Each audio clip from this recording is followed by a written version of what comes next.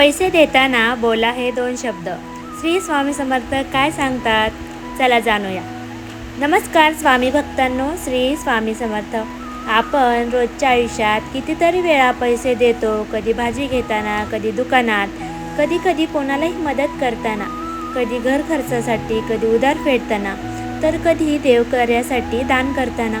पण तुम्हाला माहीत आहे का, पैसे देतानाही आपल्या तोंडून निघणारे शब्द आपले भाग्य बदलू शकतात.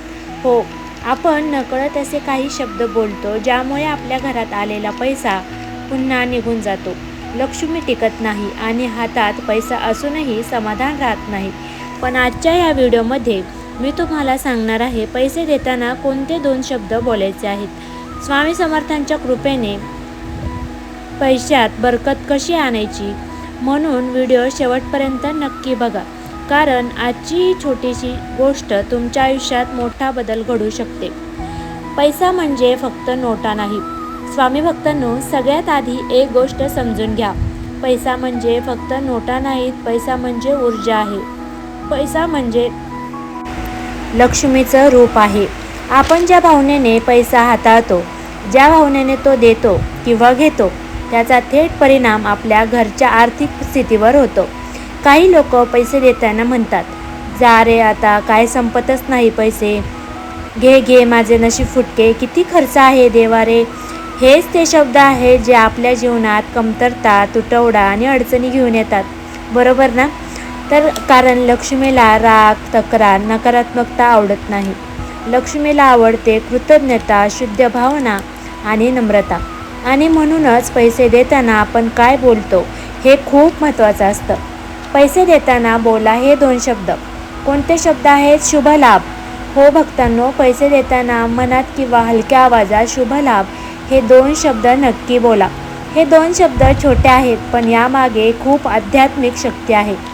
शुभ म्हणजे चांगुलपणा, मंगल, सकारात्मकता आणि लाभ म्हणजे वाढ, नफा, बरकत, परत येणारी समृद्धी. म्हणजेच तुम्ही जेव्हा पैसे देता तेव्हा तुमची विश्वास सांगतं की पैसा चांगल्या कार्यासाठी जाओ आणि याच्या बदल्यात माझ्या जीवनात शुभ आणि लाभ परत येऊ. हे शब्द उच्चारताना पैसा नुसता खर्च होत नाही, तर तो आपल्या ऊर्जेच्या स्वरूपात परत येण्यासाठी मार्ग तयार करतो. स्वामी समर्थ काय शिकवतात, तर स्वामींनी नेहमीच एक गोष्ट शिकवलेली आहे, देण्यात कमीपणा मानू नका, पण देताना भाव शुद्ध ठेवा. हे दोन शब्द कसे बोलायचे, आता तुम्हाला प्रश्न पडेल, हे दोन शब्द नेमके कधी आणि कसे बोलायचे? तर ऐका, जेव्हा तुमची कोणाला पण पैसे देताना मनात किंवा अगदी हळू आवाजात म्हणायचं आहे शुभ लाभ, आणि शक्य असेल तर त्यानंतर मनात म्हणा श्री स्वामी समर्थ.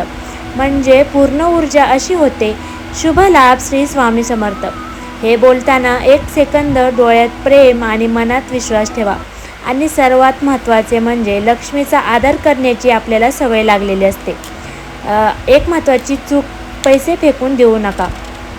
स्वामी भक्तांनो, एक गोष्ट खूप महत्त्वाची आहे, पैसे कधीही फेकून देऊ नका आणि फेकून देत तरी कोणाला देऊ नका.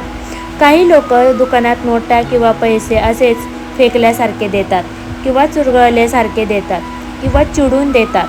नीट हातात द्या, शक्य असेल तर सरळ करून द्या, मनात शुभलाभ म्हणा.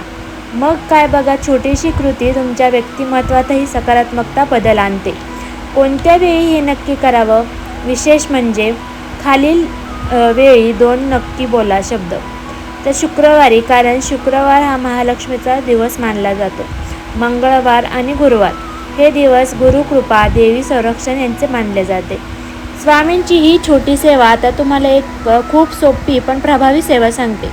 आजपासून पुढचे 11 दिवस जेव्हा जेव्हा तुम्ही कोणालाही पैसे देता तेव्हा मनात म्हणा शुभ लाभ श्री स्वामी समर्थ. आणि रात्री झोपण्यापूर्वी 11 वेळा म्हणा श्री स्वामी समर्थ, माझ्या घरात बरकत ठेवा. ही सेवा खूप प्रभावी आहे बरं का, पण भावनेने केली तर तिचा परिणामसुद्धा लवकरच जाणवू शकतो. तर स्वामी भक्तांनो, आजपासून ही छोटी सवय लावा. विश्वास ठेवा, छोट्या छोट्या गोष्टींमध्येच मोठं भाग्य लपलेलं असतं. जर तुम्ही ही सवय लावली, आजपासून सुरू करणार असाल, तर कमेंटमध्ये नक्की लिहा श्री स्वामी समर्थ. व्हिडिओ आवडला असेल तर नक्की लाईक करा, शेअर करा आणि असेच भक्तिमय, प्रभावी आणि सकारात्मक व्हिडिओंसाठी चॅनलला सबस्क्राईब करायला विसरू नका. श्री स्वामी समर्थ. धन्यवाद.